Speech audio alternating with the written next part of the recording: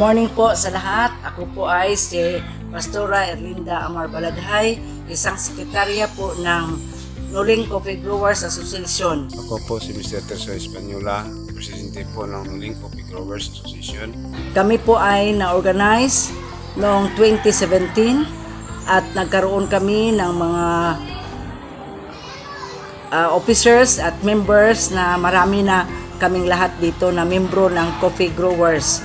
Isa po sa mga beneficiary po ng IBC Philippines po, ang Nuling Coffee Growers, kung saan tumutulong po sila sa mga programa para po sa mga small farmers, lalo-lalo na po sa coffee growers. Village na nagkaroon mo ng programa na inclusive value change para sa akin isang welcome at saka napakalaking tulong ng isang organization.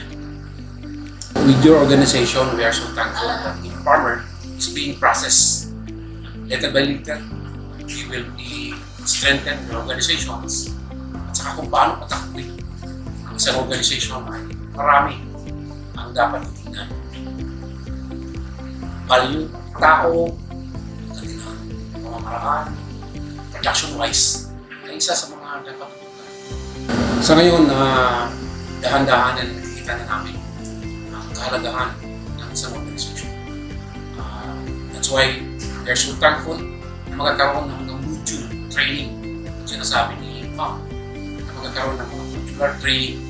That's why para sa akin, I am suggesting na sana maging part din kami, maging bahagi ng tinatawag na module training na ito upang magamit din ng opisina at ma-apply din namin sa aming organization.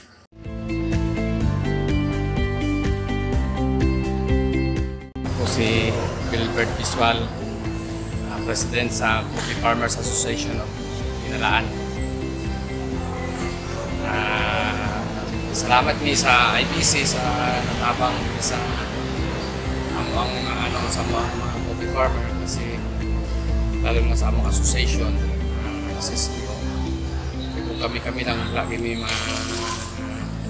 ginamot na lang ano kung sa ang pagpatagan pagtudlo sa among mga miyembro. Ako si Michael P. Makailing, SBCDP Coordinator sa Municipal Agricultural Services o Local Government Unit o Calamansi. At the same time, ako ang technician assigned sa Barangay Hinalaan na kung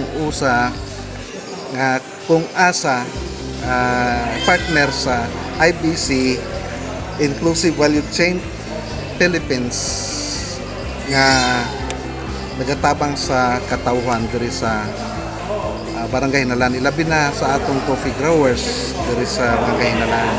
So ang akong nakitaan nga ang research isa ka dako nga tabang diri sa atong coffee growers tungod kini ay basihan sa mga data nga among gikuha with IBC Philippines. So ang isa nga na-identify o nakitaan diri nga kinahanglan sa atong coffee growers ay ang solar dryer. Kung tabang karon sa amon sa i-propose na karon itong all-weather dryer inaot po nga realize na karon tuling para at least ma-improve po ang among quality sa among kape.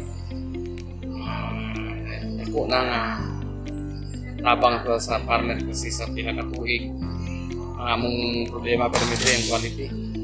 Na kung realize to establish tong solar all-weather dryer salamatan mo sa inyo.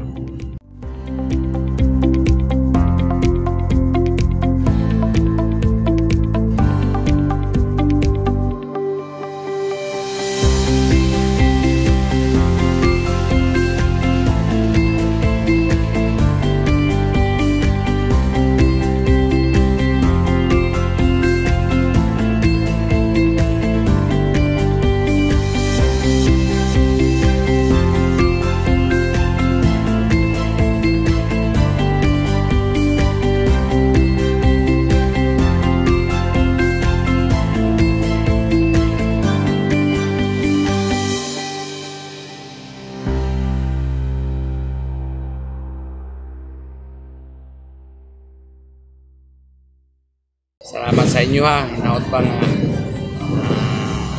naalam mo pirmi nga mag-assist sa mga partner. Thank you so much po sa inyong lahat, sa inyong organization na tumutulong upang lalo pang mapaganda ang isang organisasyon. Sana'y tuloy-tuloy na ito. Harinawa po at maraming salamat. God bless us all.